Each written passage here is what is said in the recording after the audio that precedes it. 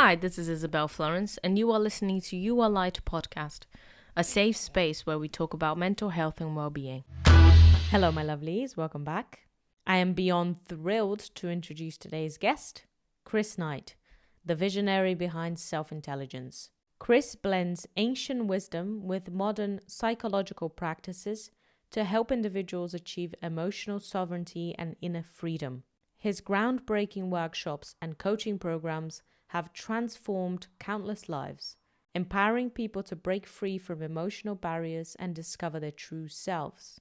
Get ready for an enlightening conversation that promises to challenge your perspectives and inspire your journey towards holistic wellness. Enjoy! Thank you for being here. Pleasure, absolute pleasure. Super excited for this episode. So I would like to just start with you telling us what you do and how you came about finding that path for you. I can put it in a bit of a nutshell for you if you like. Yeah. Everything I do is come off the back of personal experience, the growth, the dark nights of the soul, the learnings that much more prevalent now. But back when I was going through like chronic pain in the body, depression, anxiety in certain areas, grief, relationship challenges, debt, just all sorts of different things. I had almost like the perfect storm hit me around my early 20s. Didn't have the resources at all to deal with it other than try to party as much as possible and do whatever I could to distract myself from the misery I was experiencing. I felt really unfulfilled in my work as well, and I was given antidepressants at one point, and it was pretty bad. I was even in pain management clinic at one point. It was Mm. there was a whole bunch of things going on. Something started to be realized, this is coming from within me, like eventually after blaming the world and my childhood and my parenting and the traumas that I hadn't dealt with there and the cult that I was almost brought up with when it came to Christianity, and there was all sorts of reasons I could pin my issues to, and I could have blamed for the rest of my life, if you like. I started to see that something has to be taken responsibility for inside me, and I haven't been shown how. Mm-hmm. So that became clear, and I was very sincere about that, and that's the important bit. There was a sincerity to really take inner responsibility, even though I didn't even know what that meant or looked like. But as soon as that happened, it became available, like things like meditation, as we started with, and starting to understand the mind, how the mind works. So I didn't even realize that was something I could look at. I could observe and see my thoughts and the voice in my head. I could look at the images my mind creates and understand how it gets fixated in the past and the future, and all of that started to become like this inner world, because Mm-hmm. we're only ever told about the outer world, the world this side of the eyes, right? All of our conditioning, and from schooling to parents and all of that, everything was external. Even when it came to things like spirituality, it still had a very external nature to it. Mm-hmm. And then so I started to do this investigation internally, and it got down the track where I resolved a lot of things, and one of those being the chronic back pain that I was experiencing for many years. And I got into musculoskeletal therapy, did a 3-year degree in that, and learn about the body mind connection, and started to learn about how much these stressors in people's lives and unresolved emotions and traumas and so on was showing up in the physical body, Yeah. in the symptomology of the body. And also not just in their body, but everywhere in their life. It could be in your finances, in your relationships. I mean, relationships is one of the main subjects I deal with, right? You just project everything onto other people, and it's Yes. also a place of growth, isn't it? The relationships that we have. Well, that's why it is, because it's one big reflection, and everything that's growth is self-reflection and discovering the deeper truth of who we are. I did many different modalities. I was very interested and curious about different things, but I was mostly natural at orientating one's life around truth. It was like truth serum or something, you know. It was like, I can hear the words you're using, they're not aligned with truth, or the perception that you have right now is not aligned with truth. It just became like this. And I didn't Mm-hmm. know what to call it. I didn't know what to how, what do you call that? You know, I even would have people come to me, and I've had many people all over the world, as students in my courses and things as well. And I'm like, what is this about? And it's just like, look, you work with the truth. You're brave enough to work with the truth because it takes a lot of courage, because there's a lot of resistance to that. That kind of sat with me for a while. And then it eventually became, look, what this is an intelligence about ourselves that we didn't get at school. Yeah. It's a radical self-awareness that helps us align with love and truth in a way that permeates and naturally manifests and reflects in our lives, whether that's our health, relationships, finances, wherever it is. And yeah, that's essentially what I now offer as like a skill set that is in major lack in this world. Yeah. Do you believe that there was something that clicked your curiosity towards that idea that everything was your responsibility, that from within it influences the out rather than the other way around? Actually, rage was one of those. Was a really obvious one. So I could give you many examples, but this is one where I would have these crazy experiences happening to me when it came to complete strangers having a problem with me for no apparent reason, and I'd have all these bizarre situations happening. And due to my childhood is why I developed this like rage issue. Yeah. Eventually I realized down the path I was like, this is my creation. I cannot stop blaming the external, even though that's the easiest thing to do because it's coming from the external, right? Yeah. And once I sincerely learnt how to drop what I was believing about things that was generating that vibration within me, that was then being experienced externally, this whole situation vanished. It's like all these people that were assholes or causing me problems, they just disappeared off the planet. Yeah. I was like, that is not an external event.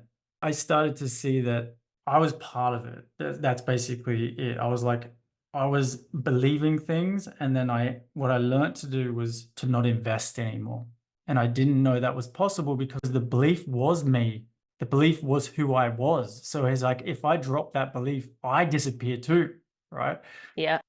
And what was in place of that belief was more my natural self. And my natural self was not the traumatized child or, victim or whatever the case that had these protective barriers and reactive, ways that was attracting these issues. How much do you believe that is connected to your ego?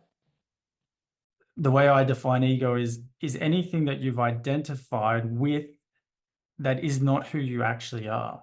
So, for example, a belief is not who you are, because a belief can come and go and you stay. If you identify with the belief, that is now the ego construct. If I identify I'm this body, then that's part of the ego construct. Yeah. If I identify my mind, that's the ego construct. My emotions, that's the ego construct. Even down to intuition and various other things. Anything that I identify that's me, that I'm actually the witness of, is the nature of ego. What you just said there is, how does that belief connect to ego? Well, the belief is the ego to me. That's what forms it. Yeah. So I thought it was me, but it was not me. It was a belief. So I could let the belief go, and I still stay. Yeah. I don't disappear. You see? Yes. So it sounds like a lot of detachment of the things that we are told by society. This is who you are. You are your body, you are who you want to be, your job, your place in your family, in your relationships, how you see yourself rather than yourself.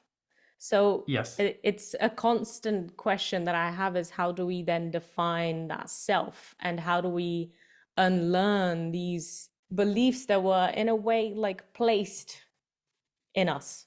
Yes, so I firstly do that experientially every day. And experientially, it is the most obvious thing that you are the awareness of everything. You can witness the body, for example, right? Mm-hmm. And the witnessing of your body is not something you're making up. And the witnessing is intrinsic. It is just what is.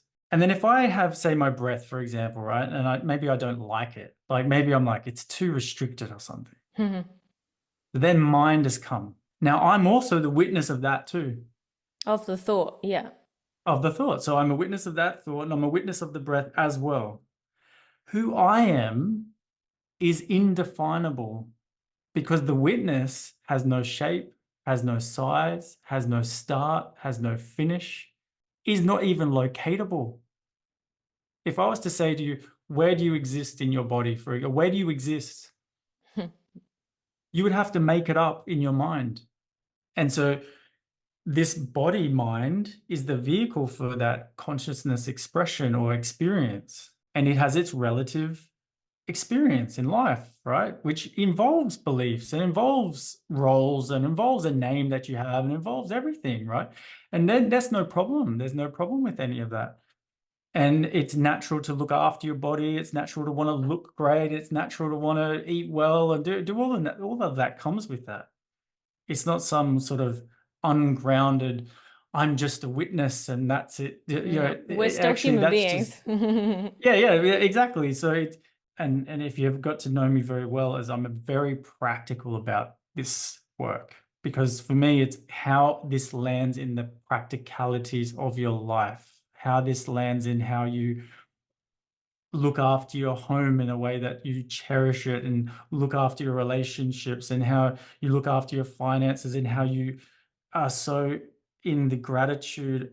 And what gets in the way of that is this ego self that is in this perpetual state of fear and lack and desperation because it is not enough. Mm-hmm. And so it creates all sorts of ideas about what it would be to be enough. So now it's not going to the gym because you're taken care of. It's I'm going to the gym because I'm not enough. Yeah. It's a different how, you see. Oh, nothing changed in my life. Like I do everything I love to do. Like I do everything anyone would do. But my how is what's transformed. Mm-hmm. And what I've discovered very clearly is if my how is somehow impaired, it's coming from those places, there's fear there. And the ego state is the vibration of fear. I do a lot of work on triggers, for example. So, how do you get the lesson from them without just going around in circles, being triggered by things all the time and not getting the lesson, right? It hasn't mattered what the trigger was. I've done thousands of these with people, right? I've got a community who come together every week to do this work together. There hasn't been a time where the trigger hasn't led to the fear of loss when you bury down into it. Because the ego self is identified with the mind and body, and the mind and body are on their way out. And so there's this fear and there's this desperation like, I've got to experience enough, and I've got to want enough, and I've got to get enough, and I've got to have enough, and I've got to do all these things before I go, Yeah. right? Yeah. And it's a natural desperation. You're aging, for example, that's a fact. If you identify with the body mind, you are diminishing in value as a fact in that relative sense. So you are going down with the ship. But if you're not identified like this, it's different process altogether. It's a totally different thing. It's like the ego wants to control everything because deep down we are aware that the nature of the universe and all things is change and there's no possibility for control. Exactly. How do I get on board with that truth so that it becomes my living truth, not just a nice concept I read in a book or, this is what happens so often. And that's what I mean by being practical and having skills for that specifically, you know. Yeah, I really want to talk about the practicality of your work, but before I do that, I want to look Yeah. at what you said about truth and how you define it. There's ultimate truth and there's relative truth. Let's just start with that. These two things get mixed up big time. Ultimate truth is unchanging, permanent, same for everyone, universal. The only thing that we can verify in our experience that is what I just said, unchanging, universal to everybody, is consciousness itself, is awareness itself. And I don't mean aware of, because aware of is changing all the time. What you're aware of changes all the time. I mean the literal awareness, The ability. just awareness itself. So, like when you were born, you were already born aware. You didn't have a name, but you already knew you were existing because of that awareness. Mm-hmm. No one had to tell you were a baby. No one had to tell you what this life was or anything. You just were aware. Does that make sense? I think so. And it's like connected to the self, as you said. That is the self, is the awareness. Yes. Yes. So if you sit here right now and you close your eyes, there is just this awareness. It doesn't have to have a name. It doesn't have to have an attitude. It doesn't have to have belief. It's just aware. Like I'm aware of sounds. I'm aware of things that are around me, right? The senses pick up on what that awareness is. Yeah. If you couldn't see or couldn't even hear, you'd still be aware. This is like the truth. We're aware and we're here. We exist. Existence is happening. Yeah. Everything else is interpreted after that. Everything else is a projection, is an abstraction, It's a is a perception. belief, is a perception Yeah. on top of that. Now, that is what is called relative truth. Okay. Now, there's another truth in between there, which people get a little bit frustrated with when I mention this, which is like, well, let's say it was the case where you were, say, sexually abused or something like that. Um, and and someone was denying it and saying that's not true, and you're saying, yeah, well, it is true.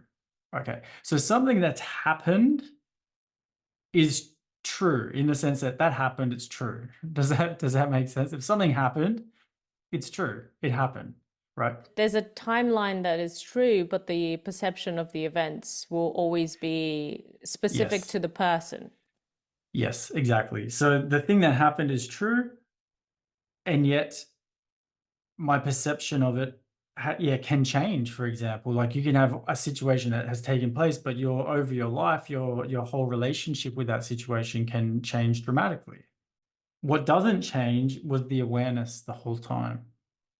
Relative is also related to belief. So, for example, you could believe that you can achieve something, and that belief helps you achieve that thing. But the belief may not have achieved that thing. So the belief itself is not truth, Yeah. right? So someone could say, look, I believe that you're innocent or I believe that you're not, but the belief doesn't mean that something's true. It's just that you believe it. And this becomes important when we're talking about things like religion and things like this, because religion and science, which has only been really put in the limelight recently with COVID, because it showed that we're all going on the idea of what's true, but actually it's not really a truth because it's not consistent. Because it's changeable, like everything else in the Yes. universe. Yeah, yeah, It yeah, just yeah, keeps yeah. changing, right? And there's so many different opinions about the thing. So it's like, look, it's relatively true. But know when it's relatively true and know when it's ultimately true, right? Yeah. And then things can flow. Things can flow very well, and there's generally more respect for yourself and others when you understand what's relative and ultimate. Now, when it comes to being triggered, it's relative truth being mistaken as ultimate truth. My partner is flirting with this person at the party I'm at. Okay, that's the situation. I have a bunch of beliefs now being triggered by this that I am going to feel all sorts of emotions around, right? And so, can that be questioned? At the core of that is the fear of loss, like you said. Exactly. Exactly. It's always fear of loss. It always comes back to the fear. It doesn't matter what it is. And it's bizarre, even like the most trivial things, it just comes back. Of course. Yeah, yeah, yeah. Yes. So this is where it's like, oh, so the shoulds and shouldn'ts, for example, the judgments that I carry, these are beliefs that are a construct that I make to be ultimately true when they're not. They Mm-hmm. could be questioned and released because you suffer these thoughts. We suffer them. You could get on the scales and go, oh my gosh, I'm this many kilos, right? So that means enter your meaning is your belief. If that meaning is no good, then you're going to suffer the belief, right? Yeah, yeah, yeah. It's not true. So don't make it a truth. Understand its relativeness to you. And now we can move on and we can flow and we can work with this, right? Because it is relatively true that people are attracted to certain physical appearances, for example, right? Or that like your whole life you were told that beautiful means some this and that. And so therefore Yes. you will continue to believe that until you Yes. understand that that is something that you've been told by society, and that doesn't necessarily is the same perspective for all cultures, all backgrounds, you know? We didn't get one lesson at school on what a belief is to Mm-hmm. start with. Yeah. Which is, if you think about it, the whole of our world revolves around it, and we didn't get a lesson on it. So that's just crazy, right? If you think about that. So we certainly didn't then learn how to disidentify with suffering-based beliefs as a practice, as a habit, as a skill. Like we might have learned how to drive a car, but we didn't learn how to not suffer our beliefs. What about when a belief is so powerful that your body responds to it as a physical response to fear, like it would back then when we were in a situation of danger, but now we are not in danger? It's something that happens in your day-to-day life, and you feel extreme anxiety towards something that is not going to cause your death, but you still, your body responds to it in the same way. How do you deal with that then? Well, it's the same process. The body is a reflection of what we are taking shape as inside. Mm-hmm. It's like the external representation of that. That's why I like a lot of the work I do is on body language for awareness purposes, Yeah. right? Because your body language tells you the shape you're taking inside. When every thought that you have has its corresponding physicality, yeah. And there is a bit of a debate around this, like the body holds the score, the emotions and so on. Mm-hmm. I taught emotional anatomy for a long time, which is the anatomy of how emotion reflects itself. And I mean, I went deep into this, right? Really deep, right? And it became clear from my observations that whatever you identify as is what the physical body will reflect. And that identity is based in thoughts and beliefs, right? Yeah. So certain thoughts and beliefs and perceptions have a very strong emotional response in your body, and others have a lesser response in the body. Yeah. Mm-hmm. And so if you have strong feelings in the body around something you don't feel safe around, then it's important to be able to have the discernment to be able to look at your thoughts to understand, is this a conditioned narrative I have, right? Is this the past, for example, Yeah. that I haven't dealt with, that I haven't processed? Or am I in danger right now? To be able to discern that, because we as human beings, based on what I just said before, we didn't get taught this at school, have very poor discernment between real danger and psychological danger, Yeah. the danger we create, right?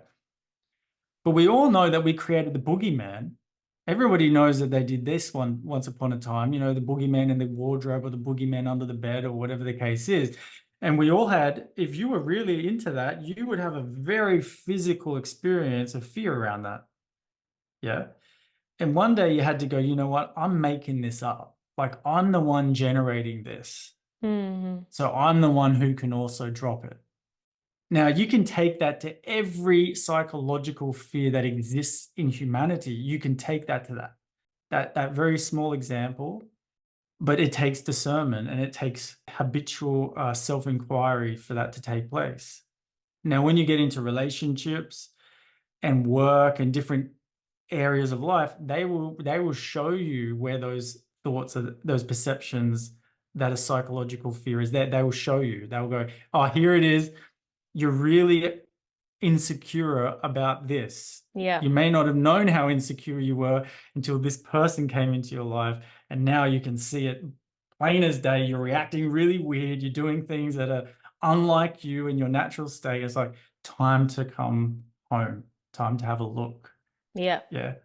Would you also say that you need some practice in changing that belief in your life? So, for example, if someone's really scared of snakes and they've had bad experience with a snake when they were a kid, and that's why they have this like deep fear of it, handling a snake that's not going to bite them a few times is going to show them as proof that this is not necessarily the belief to believe every day.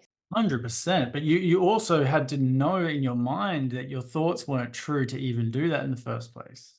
It's like you've already were aware beyond your mind to go, you know what I'm going to do? I'm gonna regulate myself by go to the zoo with the safe, the safe snakes, Mm-hmm, mm-hmm. because I don't want to be terrified of snakes, and I don't want to have that burden.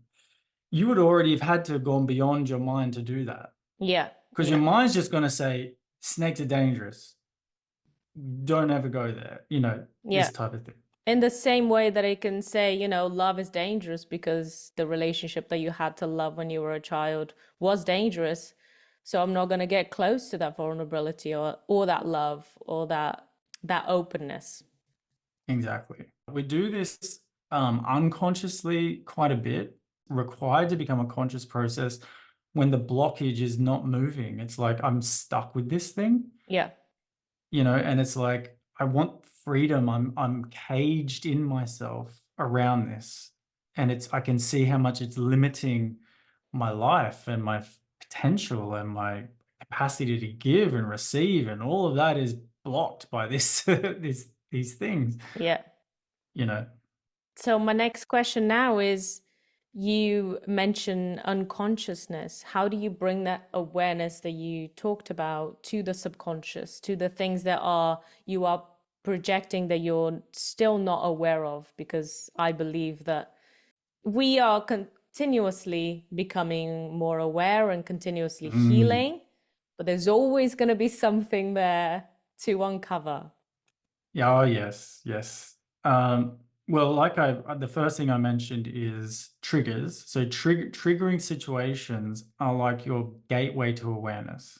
So, or of anything that's preventing you from being in true alignment with reality. It's like you've created a world and that world is being disrupted, right? This shouldn't be happening.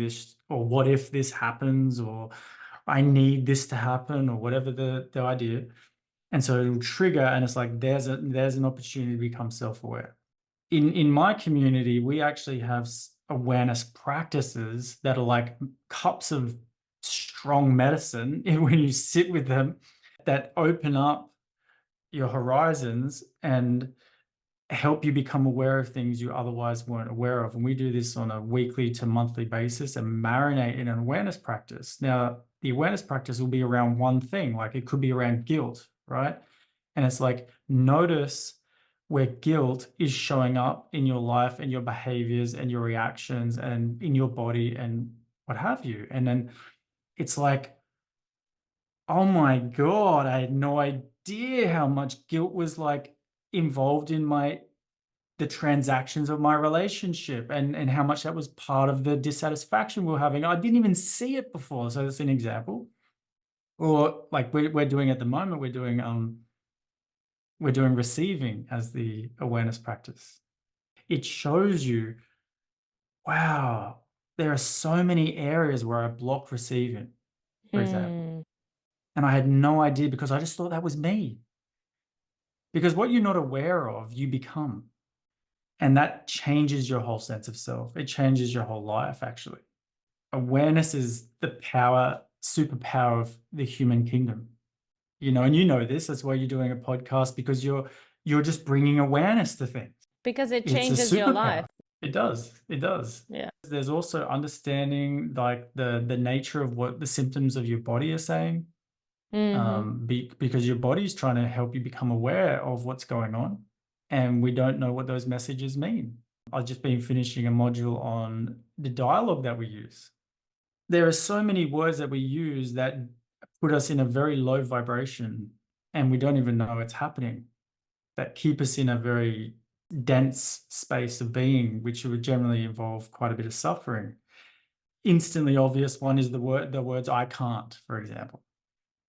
So where in your life do you use these words "I can't" where that's psychologically based, not practically based? Is it actually true? Or is it that you're believing the projections in your mind that tell you can't do it? And they're limiting your experience. It points to my identity and what I'm believing. And then it points to what's really important there is what the vibration you're holding. Because what I say a lot is we're here to look after our vibration. And if your identity is holding the vibration at this place and you're attracting and creating here, then this is why the suffering, and this is the reflection you're going to get. Basically, the vibration creates the reflection you're going to get. Yeah, yeah, Right? yeah, We orchestrate this. If you're wondering why you're getting the results you're getting, your dialogue's going to tell you that. Your body language is going to tell you that. The triggers in your life are trying to tell you that, yeah, right?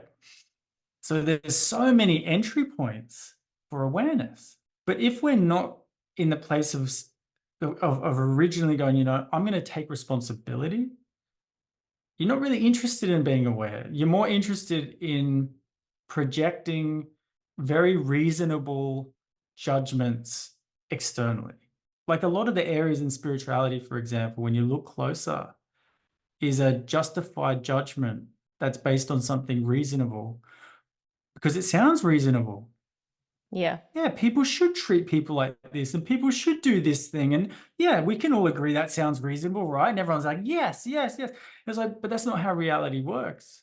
So do we get on board with reality or do we keep fighting it with the idea that things will get better, which they don't? They only get more polarized and more charged. What you resist persists, right? yeah. And it's a very clever thing, the ego, speaking of, the ego loves to hide in all these different modalities and self-help things and all that. It can use all of them to its advantage if you're not understanding, if you're not self-aware. Even in the process of healing, the ego can be extremely involved. Oh, mate, loves it. It It loves loves it. creating a And story. And so if you're creating a yeah, story about where your fears are coming from, or so how do we keep that awareness and dive into the subconscious to understand where the emotions are coming from, the root of the fears that we have, without falling into a trap of creating a story for ourselves that might place us into a victim mentality. the process that I have involves, as a major aspect, actually, something you just mentioned, which is the victim-perpetrator-rescuer cycle awareness. Because this is what happens. Life doesn't do what you want. It essentially creates the fear of loss when it doesn't do what you want. And what am I going to lose? I'm going to lose the feeling state of being okay inside. And when this happens outside of me, it makes me feel not good. It triggered the victim straight away. Then the perpetrator and rescuer will come into play instantly in this situation. If you're a victim, you become a perpetrator and then you become the rescuer. And you'll see this happening in relationships, and I'll give you an example of how this can work. Yeah, great. There's a full psychology of the victim perpetrator rescuer that we embody because we're in the habit of it so much and we think that's who we are. Like that's me. And we compensate for it. We create whole character traits around it, everything. And I'm basically living through this archetypal vibration of victim perpetrator rescuer. And now life keeps triggering me to come out of it. And it only makes me more victim. Yeah. So it either strengthens the cycle or it alleviates the cycle, right? We're not here to deny that you're a victim. because victim is a reality. Victim happens, Yeah. right? The suffering of being identified as a victim is what we're removing.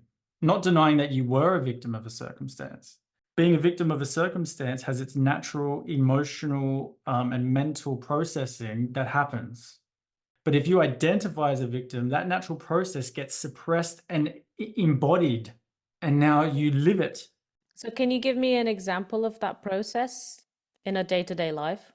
One comes to mind myself personally, because it's relatively trivial, but it's kind of probably relatable.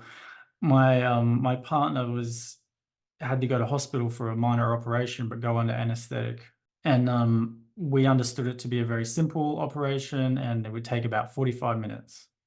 Now, because of the way the hospital works, she couldn't have her phone on her or anything like that.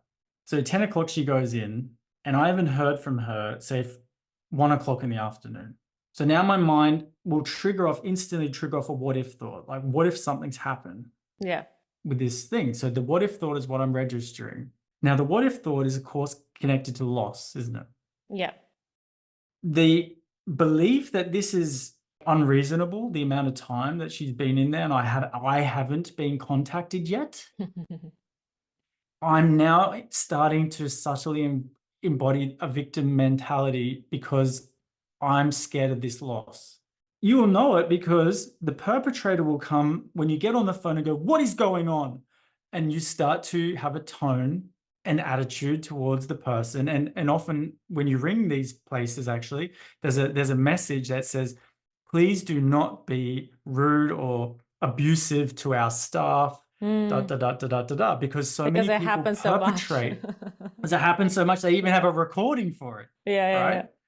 So it gets to 5 o'clock in the afternoon and still nothing. And I'm watching my mind go through the cycle. And one of the cycles is was really interesting is that there was an idea of being angry with her because she hasn't contacted me for so long. Is she not worried that I'm gonna be worried? Right. So, Yeah. and I know if those thoughts are there, it's because I'm a victim of the circumstance, which is I haven't been contacted in a reasonable time. What does that mean? Reality hasn't shown up the way that I believe it should. It shouldn't be happening like this. And it's naturally worrying. That's fine. Yeah. But the capacity to see it meant that none of that played out. There's no attitude to the people in the hospital. There's no attitude to my partner. Nothing of that played out because I'm watching the mind's process do its thing. That's a really good example of like not being a victim, like you got sexually abused or you were beaten by your father or da da da. That's how we think of a victim. Well, that's because it is. You could be a victim just because you get stuck in traffic, right? What are you a victim of? You're losing time. This is wasting my time. I'm afraid of losing time. We don't think like this. We just go, we just have this attitude. The victim always believes life's about them, like it's a personal thing. The childlike mind or the immature mind, which is where most of humanity's at, thinks life is personal. Yeah. And this is why most drama happens in relationships, because we believe relationships are personal.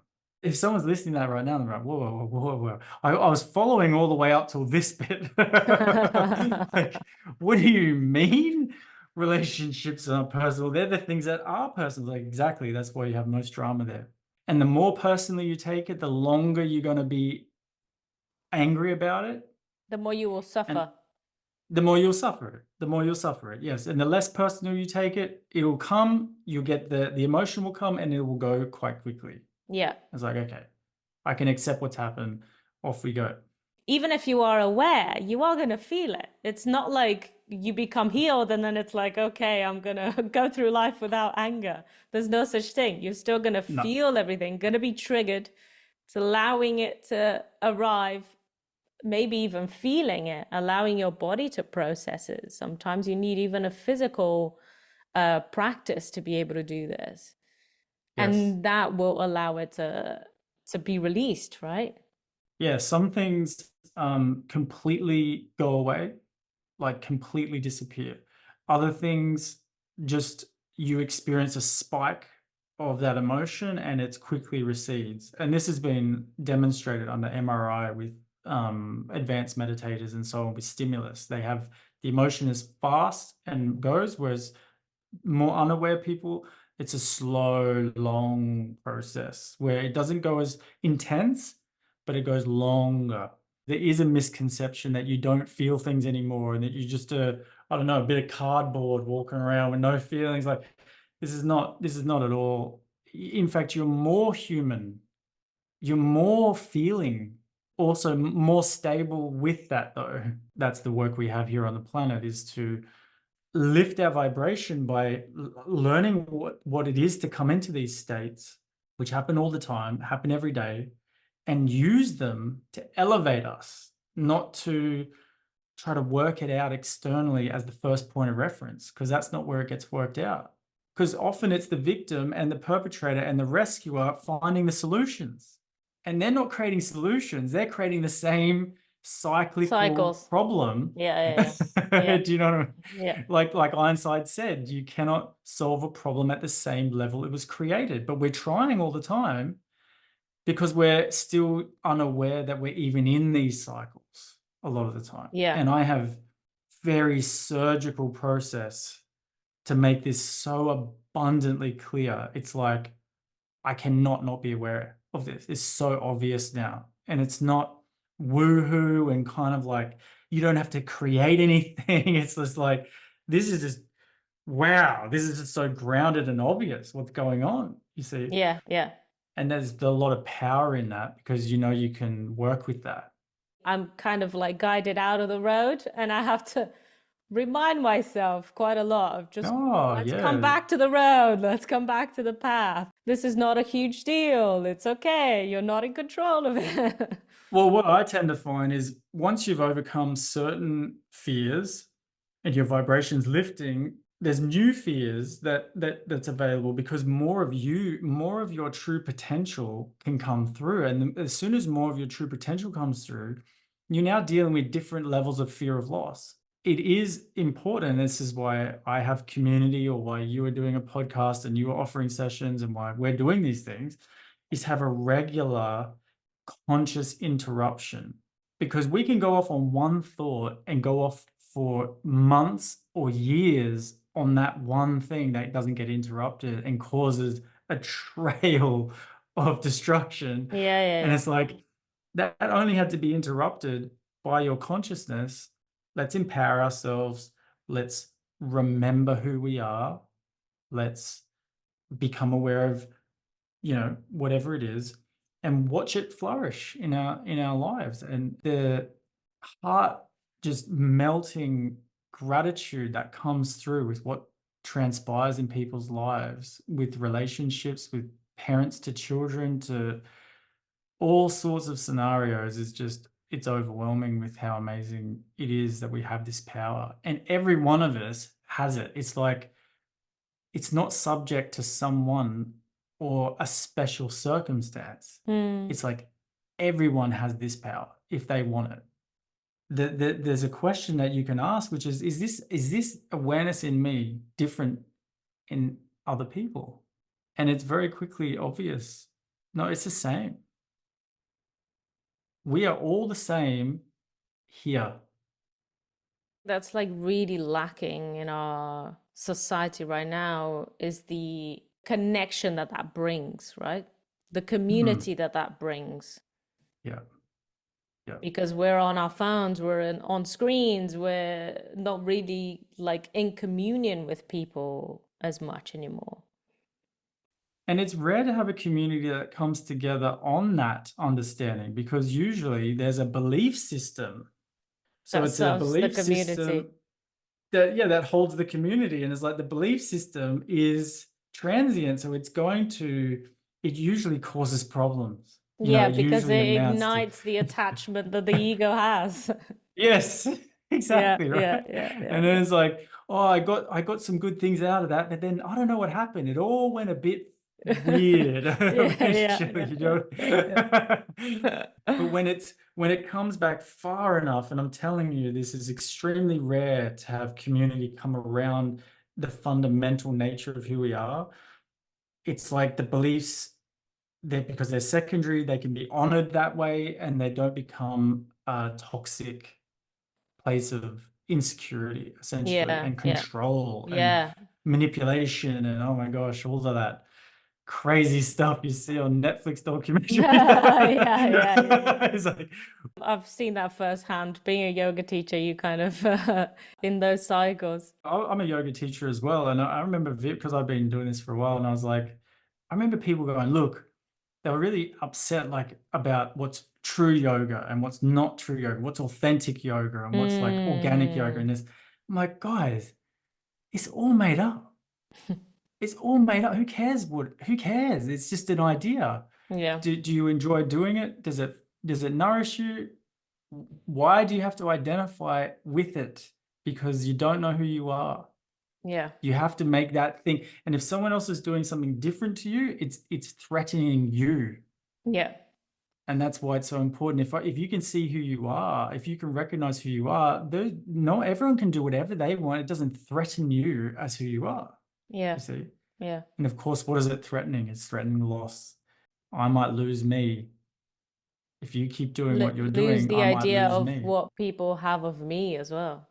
The Yes. perception that other people have of ourselves, our identities, Yes. and yeah, Absolutely. So yeah, I'm very enthusiastic, as you can see, about this subject. To be able to offer such rounded ways to work with that, you know, to experience results with your own power, to be able to take responsibility in a way that's not having to depend on someone else's confidence. We have skills to empower ourselves, like literally, but it is as yet pretty rare to get that root level. Yeah, as far as I've seen. What do you reckon? yeah, it takes a lot.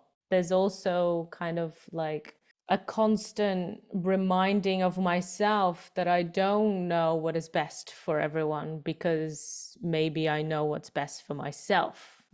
I can like share with the people that I love the things that have helped me in my journey, but seeing myself as above someone else because they haven't Mm. experienced more self-awareness, self-reflection is again my ego saying, oh, okay, I'm a little bit far ahead. There's no such thing. No, no, no, relatively that's true, but ultimately it's not. Like it's true relatively that some people can be more skilled in something than someone else. Yeah, It's just that's what I mean by understanding relative and ultimate, And when you understand the ultimate, the relative is okay. yeah, It's like this person's not aware of these things. It doesn't make me feel like I'm better than them because I've also got the ultimate with me. But it is true that I'm further ahead in that understanding or whatever yeah, the thing yeah, is. yeah, yeah, And yeah, it's not a problem anymore. Whereas if you take the relative to be true, then they should be there with you. I don't see things changing. I see dimensions that people operate in. It's like there's these levels of vibration and they stay the same. It's like they just stay as they are. The manifestations within that vibration change because just of creation. So, say, for example, since technology came along, we saw addiction show up in the form of people being on their phones, right? mm-hmm. But addiction was always there in that vibration. It just showed up in different things. Yeah, Yeah. So then it's like, okay, your growth is in that chapter. It's like you're in that chapter. And then the next chapter, this is the growth that happens. And then in this chapter, this growth happens. But it's like these growth chapters don't go away. They just show they just show the mechanism of the growth differently as time goes on.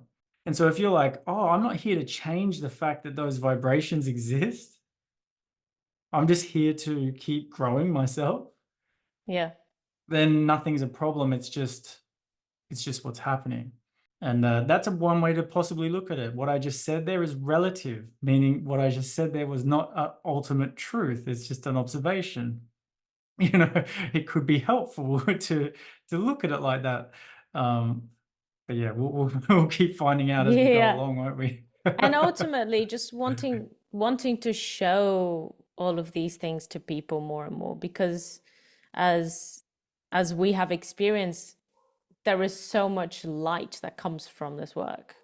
Yes, Yeah, you connect to your dark as well, and you uncover some of these things, but through processing them, you step into the lightness a lot more and become more grateful for, the presence that presence is. absolutely. Absolutely. And everyone's drawn to the light, in their own timing. And for me, it took a lot of pain. A lot of people, it does take a lot of pain. Doesn't have to take a lot of pain. It just it seems to be a bit of a pattern humanity's in. Yeah, yeah, yeah, And so if you're in a lot of pain, there are answers in abundance when you're sincere about taking responsibility for it. yeah, You'll be answered beyond your wildest imagination. You'll be answered yeah, if you're in that pain and you want out. And that's what I've experienced, and that's what I've seen 1,000 times. We're just so abundant in answers when we want them. yeah, You know, yeah, yeah, you're providing that, and I'm really grateful that I can be here sharing that to whomever that may be relevant to, and that you're offering because you know in your heart this is important. yeah. And the time has flown by very Yes, quickly. There's yes, so many other things that I wanted to talk about, but we'll have to do this again. I usually have three questions that I ask at the end. yep. One is, what are you grateful for today? What am I grateful for today? I laid in the sun while having lunch with my partner. That's amazing. Just to have that space, to have my own space to do that. And it's winter here, but winter here means it's like a beautiful summer most places. Yeah, yeah, yeah. And yeah, absolutely grateful for that, to have that space to do that. So yeah, that's That's that's one beautiful. thing. The second one is a book that you would recommend. There's a book by Byron Katie, I Need Your Love, Is It True? It's the only relationship book I recommend. Right. Amazing. I've I never Need Your heard of it. Love, Is It True? It's unlike any you'll read, because you'll understand when you read it. And talking gratitude, I have the most tremendous relationship. I have the most tremendous miracle relationship. And it comes from this work. It comes from self-awareness, and Yeah, yeah, it's just phenomenal. And that book was a really supportive element to all of that. Yeah. yeah. That's really beautiful. I'm very, very grateful to be in a position like that as well. And I never could imagine for myself. And Yes. it's a really beautiful space to be in. It just shows you who you are time and time again, and it's so amazing. Yeah. Oh, lovely to hear that. Mhm. And the last question is, how can people find you? Where are you in social media and your website and what you've got coming up? If you look at chrisknight.com, I think no, .com.au, or just type in Chris Knight, I'm pretty sure I'm up the top of the search for that. I'm in Australia, but I work with people all over the world in this context. I do one-on-one coaching, and I have a community that centers at the moment around my signature course, Self-Intelligence, which is everything we've just discussed. Yeah. It's an explosion of self-awareness and very practical and how-to kind of thing. That's currently what's on offer at the moment. And even if you search self-intelligence, you'll also find that. I've got Instagram and so on, Chris Knight _self-intelligence. I'm going to link all of that below so that people can just click so it's easier. Thank you so much. It's rare that I speak to someone and the ideals that are really core to their work are things that I've never heard before, and this is the case, and I'm really, really grateful for having learned the things that I learned today. And I am, like, without a doubt, I know that people will take so much from this conversation. So thank you so much, Chris. I appreciate it, and I appreciate your time putting this together. And yeah, it's huge. And doing this work, it takes so much courage. So thank you. Thank you. Thank you so much. We're going to have to do this again. I've got a lot more questions. Yeah, let's do it. Let's do All right. it. Have a wonderful evening there. Thank you. Speak soon. Bye bye. Thank you so much for listening. All the links are written down on the show notes, as well as resources for anyone struggling with their mental health. Don't forget to subscribe so you're notified when we release new episodes. Also, feel free to share our podcast with your friends and family. And if you'd like to get involved, explore our content, or support our work, visit our website www.yourlight.earth. That's yourlight.earth. Also, don't forget to follow us on Instagram at u.r.light. Have a wonderful week, and I'll see you next time.